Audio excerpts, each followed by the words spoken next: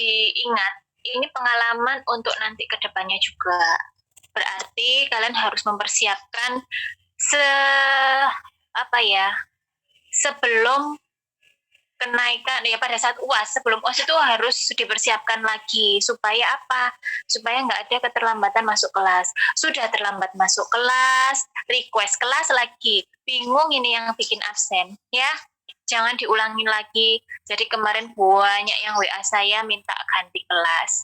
Tidak seperti itu. Membuat absen itu tidak semudah itu. Plotting kelas itu tidak semudah itu. Jadi kalau sudah di plotting, tolong jangan banyak request ya, karena itu sudah dihitung.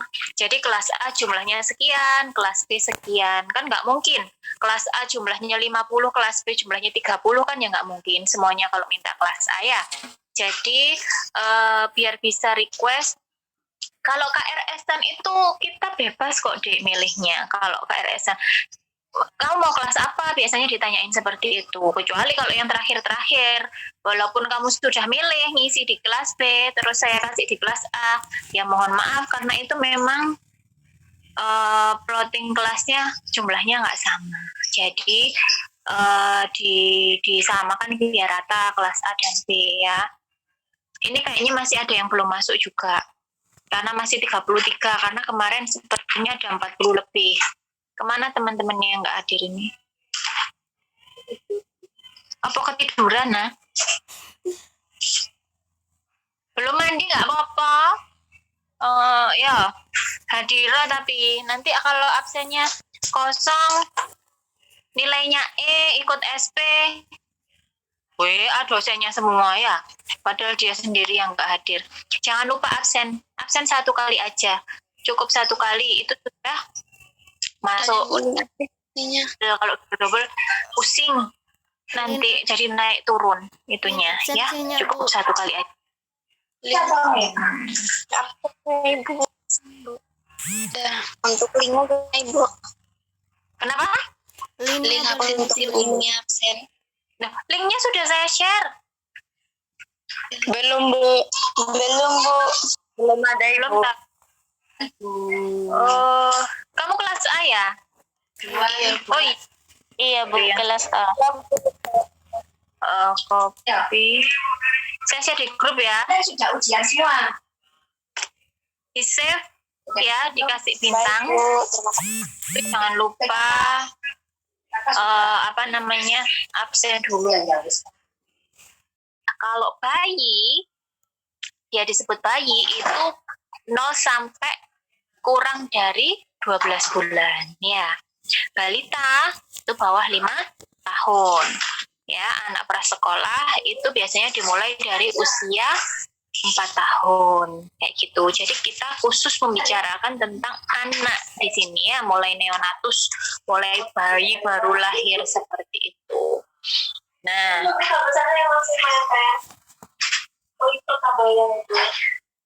oke. Nih, asuhan masa rumah. Oh, alah, tapi nggak ngajar.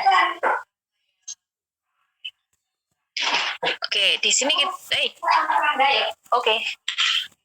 memberikan asuhan pada bayi usia 2 sampai 6 hari. Berarti ini bayi baru lahir. Usianya masih dalam hitungan hari ya. Nah, BBL biasanya bayi baru lahir itu disebut juga dengan BBL. Biasanya kita singkat dengan BBL. Dalam hari-hari pertamanya merupakan masa kehidupan yang rentan dan beresiko tinggi mengalami berbagai komplikasi atau gangguan kesehatan. Untuk mengantisipasi, perlu diberikan asuhan yang sesuai. Oleh karena itu, sangat penting menentukan rencana asuhan komprehensif pada bayi usia 2-6 hari.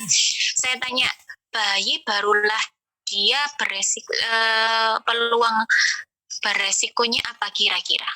Beresiko kenapa kalau bayi baru lahir?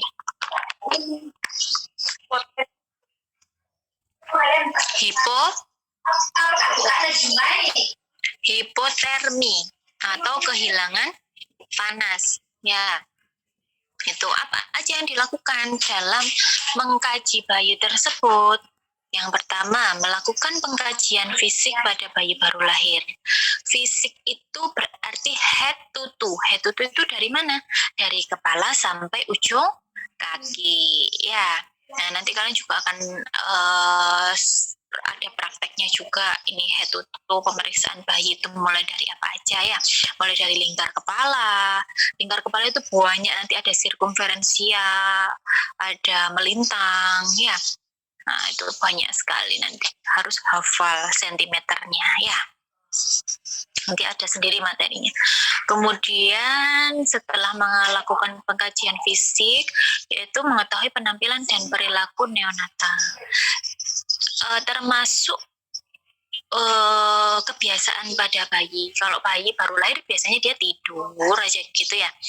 Nah, berarti itu disebut juga dengan jaga status tidur ya. Selama bulan pertama banyak menghabiskan waktunya untuk tidur. Jadi hanya sekitar 15% waktu siang harinya digunakan dalam keadaan terjaga.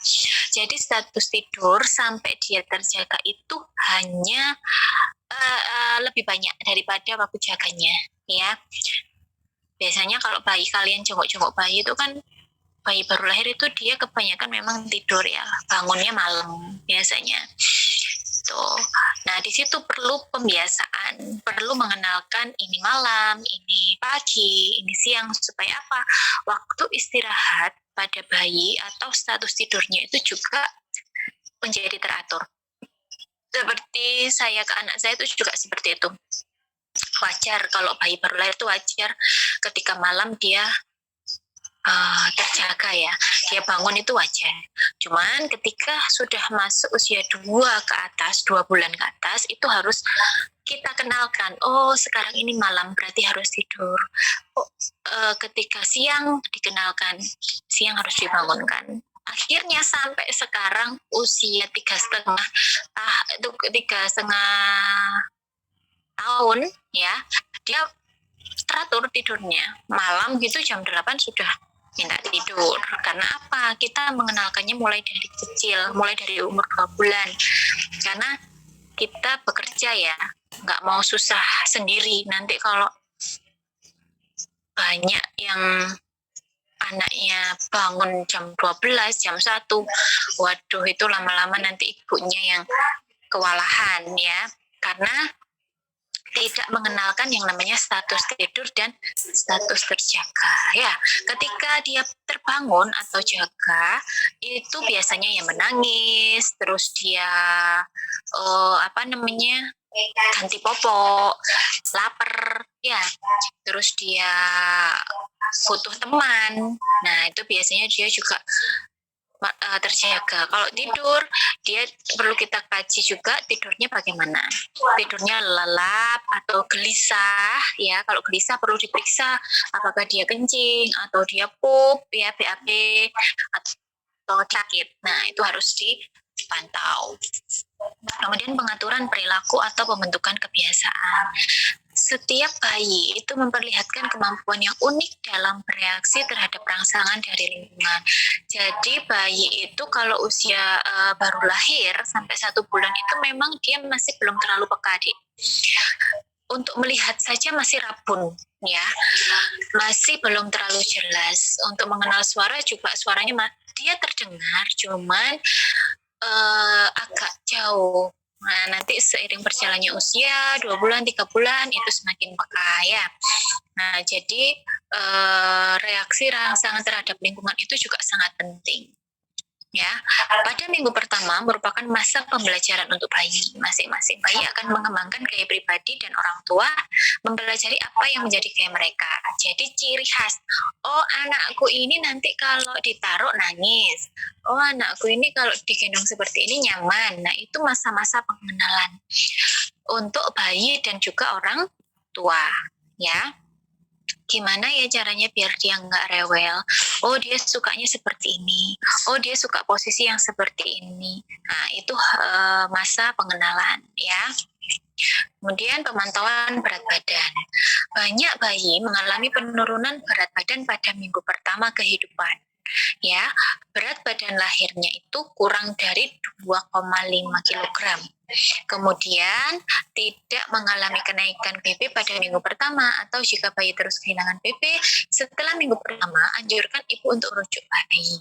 Jadi pada bayi baru lahir, misal dia berat badannya 2,5 atau lebih, atau bahkan kurang, ya, kemudian dia tidak mengalami kenaikan berat badan pada minggu pertama, atau malah menyusut, itu harus diperiksakan ya dia.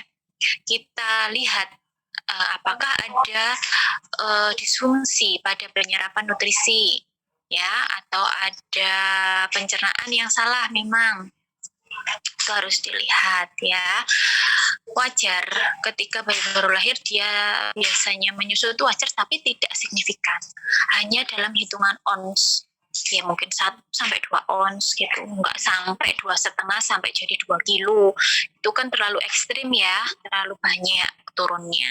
Karena penyusutan itu wajar, tapi nanti setelah penyusutan itu akan bertambah lagi berat badannya. Nah, kalau nggak bertambah terus-menerus malah semakin menyusut, itu perlu diperiksakan, harus dirujuk ya. Kemudian pemantauan pertumbuhan diukur dari panjang badan dan berat badan untuk melihat apakah bayi itu sehat dan cukup nutrisinya. Kalian tahu buku KIA yang pink?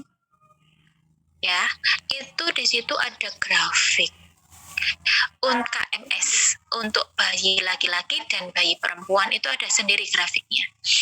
Dan di situ yang ditulis adalah panjang badan dan berat badan. Ya, selain itu juga ada lingkar kepala dan lain sebagainya. Ya, untuk melihat perkembangan dan pertumbuhan si anak perlu kita ukur dari panjang badan dan berat badan. Di situ nanti ada grafiknya, dia naik apa turun, dia tetap di garis hijau atau dia bahkan ada di garis orange, kuning atau merah ya. BBL harus segera ditimbang BB-nya dan setiap bulan dalam 1 tahun pertama kehidupannya. Bayi baru lahir sampai usia 1 tahun harus ditimbang minimal 1 bulan sekali. Biasanya posyandu, ikut posyandu ya. Posyandu itu dilaksanakannya 1 bulan sekali ya. Itu harus, karena sangat penting. Kemudian memberikan imunisasi. Imunisasi lengkap pada bayi ada berapa? Ada yang tahu nggak? Pada bayi baru lahir, pertama disuntikan HPO 0 ya. Kemudian 1 bulan berikutnya diberikan BCG ya. Habis BCG bulan berikutnya diberikan BCG dan polio ya. Kemudian bulan berikutnya ada polio, ada DPT ya, sampai 3 kali. Kemudian digabung dengan IPV. IPV itu imunisasi polio tapi dia disuntikan. Biasanya polio itu kan ditetes ya, dia diminum ya. Tapi kalau IPV itu disuntikan di paha gitu. Nah, kemudian yang terakhir setelah IPV dan DPT ada campak umur 9 bulan. Nanti pada usia 48 bulan itu ada yang namanya imunisasi booster. Nah, itu dia diimunisasi lagi sama DPT combo ya. Itu harus hafal Bu Bidan, nggak boleh lupa sedikit pun. Bu Bidan harus hafal semuanya. Ya, rencana asuhan bayi usia 2-6 hari meliputi apa aja? Bayi itu ngapain aja dek butuhnya? Ya minum, BAK, BAB, tidur, ya kebersihan kulit. Karena apa? Kulit pada bayi baru lahir itu dia sangat-sangat sensitif. Kulitnya lembut banget ya. Beda kalau kayak kulit kita sekarang ya. Kulit kita sekarang ini udah kena matahari berjam-jam udah biarin aja gitu ya. Digaruk-garuk udah biarin aja gitu ya. Nggak akan luka. Tapi kalau bayi baru lahir selembut itu dia. Biasanya ada sisa-sisa bukan sisa ya, ada yang mengelupas kulit matinya. Nah itu nanti akan berganti dengan itu kulit ari ya, itu nanti akan berganti dengan kulit aslinya dia yang lebih kuat ya, nggak setipis itu. Nah, biasanya lembut banget. Jadi hati-hati ketika memberikan baju, pampers, ya. Kemudian lotion itu harus hati-hati karena apa? Kulit pada bayi baru lahir itu sangat sensitif. Jadi dia belum tentu bisa menerima. Nah, belum menerima benda-benda yang seperti itu. Makanya kenapa sih baju bayi itu kecil gitu aja mahal karena bahannya memang lebih bagus. Ya, bahannya memang lebih lembut kainnya. Makanya kecil aja gitu dia sudah mahal ya. Kemudian keamanan, jangan meletakkan bayi di pinggir tempat tidur. Jangan meletakkan bayi di samping benda-benda tajam. Jangan meletakkan bayi di area yang berbahaya ya.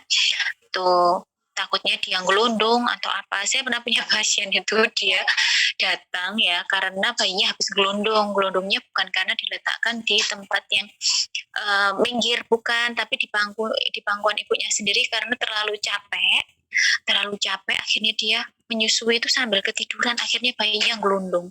Untung nggak kenapa-kenapa ya. Lantainya itu masih tanah untungnya, jadi nggak sebegitu keras keramik gitu, enggak ya, karena memang itu udah lama banget, udah tahun berapa itu, jadi masih ada lah rumah yang lantainya masih ini ya itu. Jadi anaknya itu dia susuin sambil duduk di kursi, akhirnya ngelundung. Nah itu juga tidak aman ya Dek ya, karena apa, ibunya kelelahan. Nah itu juga harus kamu berikan KIE pada ibu. Ibu apabila kelelahan menyusui sambil berbaring atau duduk di atas tempat tidur itu lebih aman ya daripada di kursi nanti bayinya gelundung. Itu benar-benar Dek. Dan untung aja bayinya nggak kenapa-napa saat itu. Sekarang bayinya sudah punya anak, sudah besar ya. Nah itu. Kemudian tanda-tanda bahaya seperti apa? Adanya demam, kemudian hipotermi, sesak nafas, ya, kebiruan. Nah itu harus segera ditangani. Muntah, diare itu juga termasuk dari tanda-tanda bahaya. Kejang, ya, itu juga harus diperhatikan. Kemudian penyuluhan sebelum bayi pulang, yaitu tadi yang saya katakan panjang lebar itu tadi, kamu jelaskan ke ibu sebelum pulang. Ibu nanti bayinya diberikan ASI setiap 2 jam sekali. Kemudian jelaskan mengenai perawatan tali pusat. Tali pusatnya ini harus terlalu kering, tidak boleh terkena air kencing, tidak boleh kena api-api. Ketika terkena air kencing langsung dibersihkan dan diganti dengan kasa yang baru. Kemudian jangan sampai bayinya kedinginan. Ya, harus dijemur. Cara jemurnya juga harus dijelaskan. Dia harus bagaimana. Ya, harus dibuka semua bajunya kecuali genitalia dan juga mata. Ya, itu dijelaskan semuanya. Kemudian jelaskan ibu apabila ada tanda-tanda bahaya seperti ABCD, itu nanti segera dibawa ke tenaga kesehatan. Itu wajib hukumnya dijelaskan. Ya. Kebutuhan minum, membantu bayi mulai menyusu dengan memberikan ASI eksklusif. Minumnya bayi itu ya ASI deh, enggak jus. Kalau jus itu ya ibunya. Ya, kalau bayi itu cukup dengan ASI eksklusif, sesering mungkin tidak masalah. Kalau menurut teori itu adalah 2 jam sekali. Kemarin ada pasienku, bayiku itu loh kalau minum lama, tapi dia tidurnya juga lama gitu. Terus gimana? Boleh nggak? Lamanya berapa jam? Saya tanya 4 jam. Loh, itu terlalu lama, itu kayak orang dewasa yang habis pulang kerja ya jadinya. Nah, itu harus dibangunkan. Setiap 2 jam harus dibangunkan. Nah, harus diberi tahu bahwa dia waktunya minum. Jadi nanti akan terbiasa dia. Mungkin 2 jam dia akan kenyang, makanya dia minumnya tidak terlalu banyak lagi. Sehingga setiap 2 jam itu bisa diisi dengan ASI eksklusif, nggak sampai 4 jam. Ya, takutnya dehidrasi. Ya. Prinsip umum dalam menyusui secara dini dan eksklusif, itu bayi harus disusui sesegera mungkin setelah lahir, terutama dalam 1 jam pertama dan melanjutkan selama 6 bulan pertama kehidupan. Kolostrum harus diberikan, tidak boleh dibuang. Tahu kolostrum, adik? Kolostrum itu apa? ASI pertama. Betul, betul. ASI yang pertama keluar, warnanya kayak agak kekuningan, keruh. Itu biasanya orang salah paham, dipikirnya kotor. Padahal itu kolostrum. Cukup dilap dengan air selap yang hangat ya, atau tisu hangat. Tisu kamu kasih air hangat, kan biar bersih toh. Habis itu disusukan ke bayinya. Itu tidak akan ulang. Kolostrum hanya muncul pada saat itu aja. Ya, jadi jangan dibuang-buang. Bayi harus diberi ASI secara eksklusif selama 6 bulan. Ya, bayi harus disusui kapan saja dia mau, on demand. Namanya on demand. Jadi, kapanpun dia mau menyusui, Bu, belum 2 jam tapi dia mau menyusu. Ajar. Dia mau menyusu, boleh nggak? Boleh. Nggak apa-apa dia kalau mau menyusu ya. Jumlah rata-rata makanan seorang bayi cukup bulan itu pada 2 minggu pertama sebanyak 30-60 ml setiap 2-3 jam. Makanya bayi baru lahir itu seringkali BAB, apalagi bayi ASI. Nggak usah takut ya, asalkan dia tidak ada rewel, tidak ada kembung, tidak ada demam, nggak apa-apa. Karena apa? ASI itu lebih memperlancar pencernaan dan lambungnya itu kecil. Lambungnya itu sebesar kelereng, tahu nggak? Sebesar kelereng. Jadi kalau dia minum sesering mungkin ya pasti akan dikeluarkan sesering mungkin. Entah dikeluarkan melalui feses, entah dikeluarkan melalui urin. Ya. Secara umum terdapat 2 teknik menyusui bayi. Yang pertama, karena bayinya mau atau berdasarkan keinginan. Atau yang kedua, menyusui berdasarkan jam. Ya, kalau berdasarkan keinginan bayi, itu kalau bayinya lapar, bayinya nggak enak badan, atau dia lagi rewel itu ya berdasarkan keinginan bayi. Biasanya dia gelisah itu dia mau minum. Kalau berdasarkan jam, biasanya bayi disusui setiap 4 jam sekali waktu sudah ibu selesai makan. Nah, tapi ini kurang efektif. Nah, kenapa? Karena 4 jam ini terlalu lama. Ini teori lama ya. Kalau teori yang baru adalah 2 jam. Kenapa? Di sini sudah disebutkan dia kurang efektif. Begitu ceritanya. Oke, sampai sini dulu. Apa ada yang ditanyakan? Silahkan.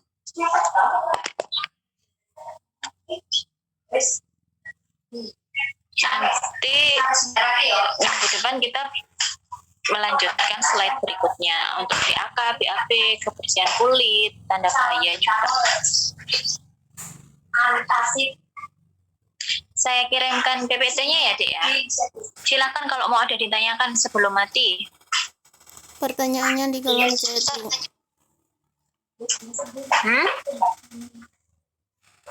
Saya mau bertanya, Bu. Pertanyaannya di kolom chat, Bu. Apa? Pertanyaannya di kolom chat. Di kolom chat. Ya, dijelasin, Bu.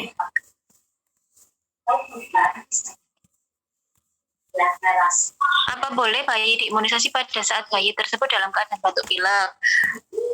Imunisasi itu bayi harus dalam keadaan sehat. Kenapa? Karena imunisasi itu kita memasukkan virus yang sedang dilemahkan.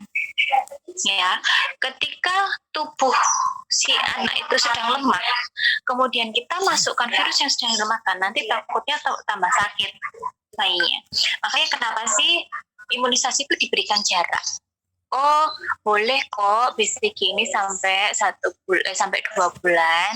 Kenapa? Karena diberikan waktu ketika si anak tadi misal ada sakit, misal dia lagi keluar atau keluar kota sehingga dia tidak sempat untuk dilakukan imunisasi itu. Jadi setiap imunisasi itu punya rentang batas maksimal boleh dilakukan imunisasi.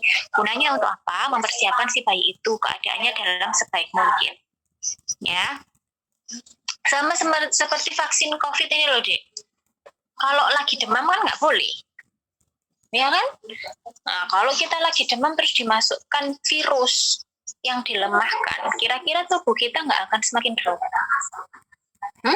Pasti akan semakin drop. Makanya kenapa sih sama Bu bidannya biasanya, Bu, bayi saya masih panas. Oh, coba ini saya kasih obat dulu biar sembuh, nanti Ibu kembali lagi minggu depan.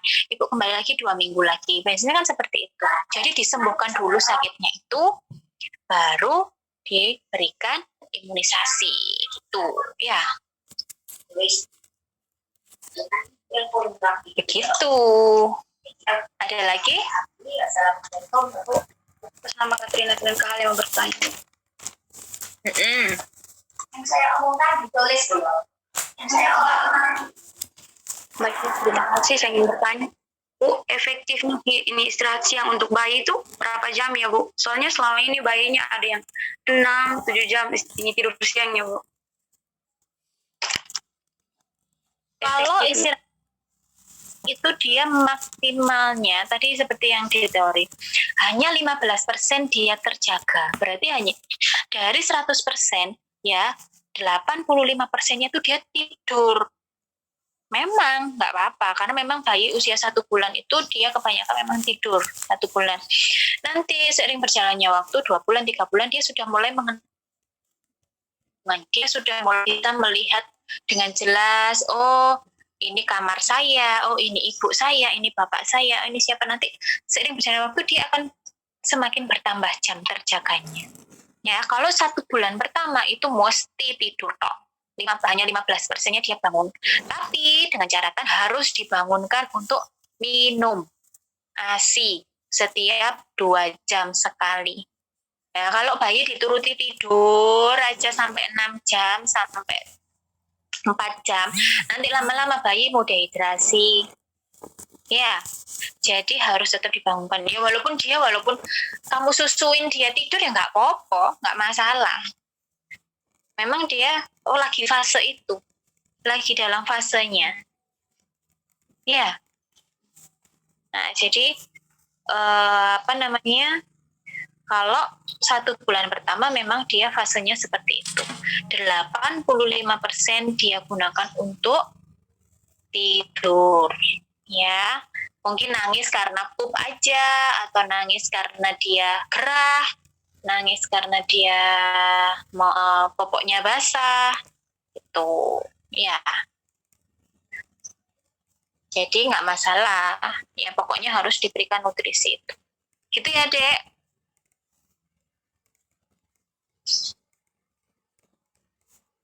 Ya, ada pertanyaan lagi, Hartini.